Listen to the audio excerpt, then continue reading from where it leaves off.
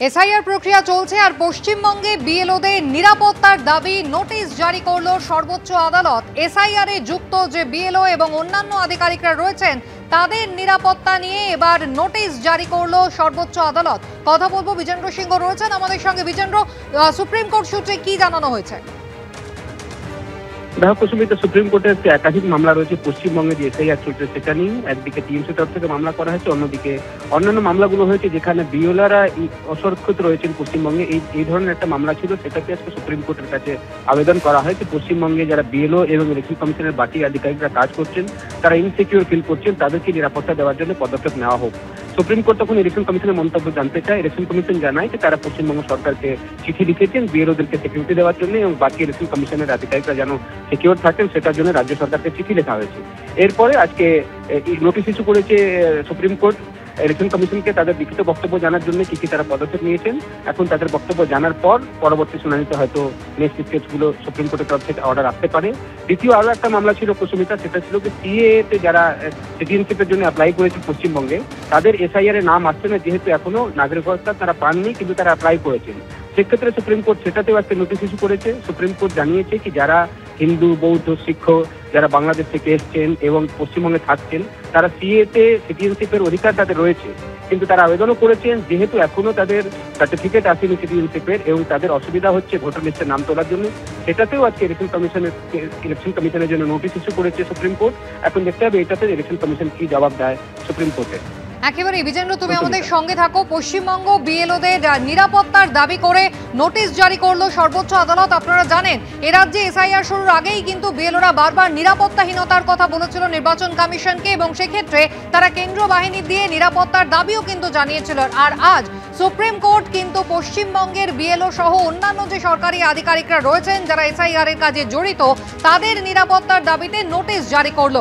বিজেন্দ্র সিংহ রয়েছেন আমাদের সঙ্গে টেলিফোন লাইনে। বিজেন্দ্র, কাদের এই নোটিশ জারি করা হলো? সুপ্রিম কোর্টে আজ ঠিক কি হলো? দেখো, সব থেকে নোটিশ ইস্যু হয়েছে ইলেকশন কমিশনকে, যেহেতু ইলেকশন কমিশনের দায়িত্ব, যেহেতু এসআইআর তারা করাচ্ছেন, তাদের তত্ত্বাবধানে হচ্ছে।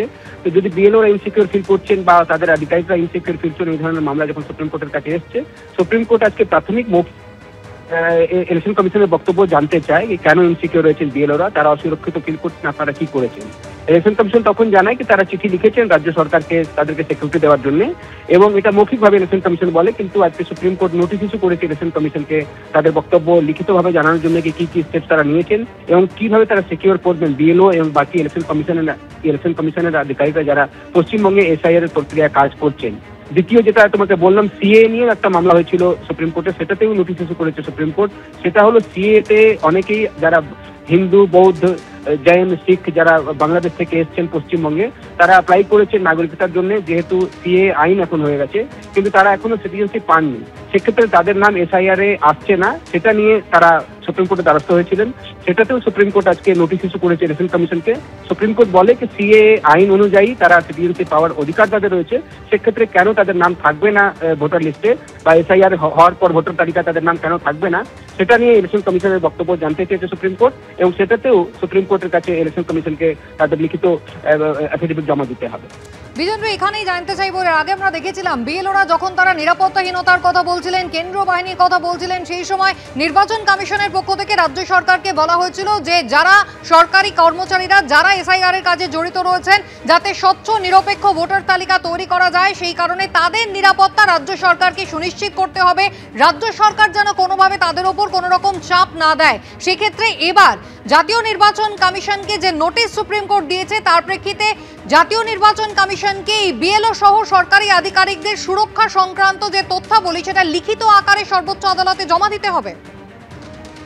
হ্যাঁ কুসুমিতা, আজকের দিন ঠিক করেছিল সুপ্রিম কোর্ট কি আজকে পশ্চিমবঙ্গ যত মামলা এগুলো এসছে, পশ্চিমবঙ্গে এসআইআর যা যা সমস্যা হচ্ছে বা যা যা পিটিশন গুলো এসছে সব একদিনই শুনানি হবে। সেটা 9 তারিখ আজকে ঠিক হয়েছিল এবং সেটাতেই একটা এরকম পিটিশন রয়েছে কি বিএলওরা ইনসিকিউর রয়েছেন। তবে এটা মনে রাখতে হবে কি পশ্চিমবঙ্গে যে এনুমারেশন ফেজ যেখানে বিএলওরা ফর্ম নিয়ে যাচ্ছিলেন ভোটারদের কাছে, ফিল আপ করিয়ে নিয়ে আসছিলেন এবং পরে তারা আপলোড করছিলেন সিস্টেমে, সেটা প্রায় কমপ্লিটের দিকে রয়েছে। 99% থেকে বেশি এনুমারেশন হয়ে গেছে। কিন্তু যেহেতু পিটিশন পুরনো ছিল, আজকে হিয়ারিং হয়েছে, সেটাতে আজকেও তাদের আইনজীবী বলেন কি বিএলওরা ইনসিকিউর রয়েছেন, ইলেকশন কমিশনের বাকি আধিকারিকরাও ইনসিকিউর ফিল করছেন যখন তারা কাজ করতে যাচ্ছেন সেখানে। সেটাতে একটু সুপ্রিম কোর্ট নোটিশ ইস্যু করেছে ইলেকশন কমিশনকে জানার জন্য যে তাদের কি বক্তব্য রয়েছে, কারণ এটা দুটো স্টেপ হতে পারে। ইলেকশন কমিশন জানাচ্ছে কি তারা রাজ্য সরকারকে চিঠি লিখেছে, যেহেতু law and order state subject এবং স্টেট গভর্নমেন্ট সিকিউরিটি প্রোভাইড করবে। সেক্ষেত্রে এই প্রশ্ন উঠেছিল, এর আগে আমরা দেখেছিলাম, তো তাদেরকে যে সেন্ট্রাল সিকিউরিটি দেওয়া যেতে পারে যারা কাজ করছেন বিএলওরা ফিল্ডে গিয়ে, এসব প্রশ্নগুলোর জবাব এখন পাওয়া যাবে যখন লিখিতভাবে হলফনামা জমা দেবে ইলেকশন কমিশন। বিএলও এবং ইলেকশন কমিশনের আধিকারিকদেরকে সিকিউর করার জন্য কি স্টেপ নিয়েছে ইলেকশন কমিশন, সেটা যখন তারা লিখিত আকারে জমা দেবেন সুপ্রিম কোর্টের কাছে। বিজেন্দ্র, ধন্যবাদ। এসআইআর অপরিকল্পিত। গতকাল মমতা বন্দ্যোপাধ্যায় ফের সরব হয়েছেন। সার্ভার কাজ করছে না, বিএলওদের রাত 10টার পরে থ্রেট করা হচ্ছে, বিডিওদের ঘুমোতে পর্যন্ত দেওয়া হচ্ছে না, চাপের ওপর চাপ। কি বলেছেন অভিযোগ করে মমতা বন্দ্যোপাধ্যায়, দেখুন। এই যে এসআইআর আনপ্ল্যান্ড, সার্ভার কাজ করছে না, বিএলওদের রাত 10টার পরে থ্রেট করা হচ্ছে, বিডিওদের ঘুমোতে দেওয়া হচ্ছে না, এসডিওদের ঘুমোতে দেওয়া হচ্ছে না, প্রেশারের ওপর প্রেশার। বাংলায় প্রায় 41 জন মারা গেছে, 3 জন বিএলও মারা গেছে। এই অভিযোগ কিন্তু এই প্রথম নয়, মমতা বন্দ্যোপাধ্যায় আগেও করেছিলেন। আর এই প্রসঙ্গে কি বলছেন কংগ্রেস নেতা অধীর রঞ্জন চৌধুরী, দেখাবো আপনাদের। নির্বাচনের দিন ভোটারদেরকে বুথে পর্যন্ত যেতে দেওয়া হয় না, বুথে এজেন্ট বসতে দেওয়া হয় না, প্রক্সি ভোট, ছাপ্পা ভোট আরামসে চলে এখানটাই। ফলে নির্বাচন কমিশন তাদের এইসব তথ্য জানা থাকা সত্ত্বেও তারা কেন এগুলোর প্রস্তুতি না নিয়ে এসআইআর করতে গেল, সেটা আমার কাছে সবথেকে বড় প্রশ্ন।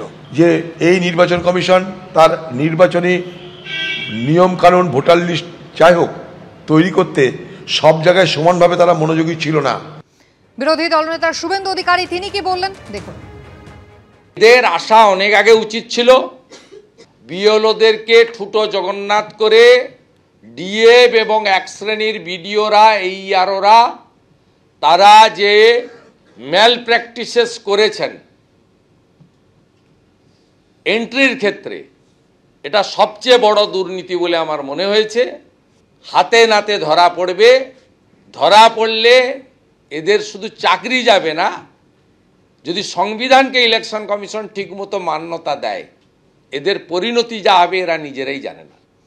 মমতা বন্দ্যোপাধ্যায় বারবার অভিযোগ করছেন বিএলও, বিডিও, এসডিও এদের উপরে ক্রমাগত চাপ দিচ্ছে নির্বাচন কমিশন। আর বিএলওরা তারা কিন্তু নিজেদের নিরাপত্তা নিয়ে বারবার প্রশ্ন তুলেছেন, আদালতে মামলাও হয়েছে। আর এবার সুপ্রিম কোর্ট পশ্চিমবঙ্গে বিএলওদের নিরাপত্তার দাবিতে যে মামলা হয়েছিল তার প্রেক্ষিতে জাতীয় নির্বাচন কমিশনকে নোটিশ জারি করলো। এসআইআর এ যুক্ত বিএলও এবং অন্যান্য আধিকারিকদের নিরাপত্তা নিয়ে এই নোটিশ জারি হয়েছে।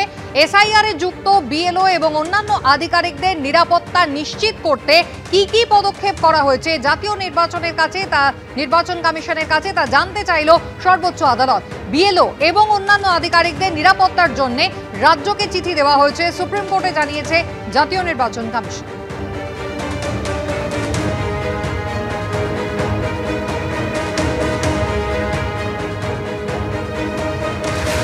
এবিপি আনন্দ, এগিয়ে থাকে, এগিয়ে রাখে।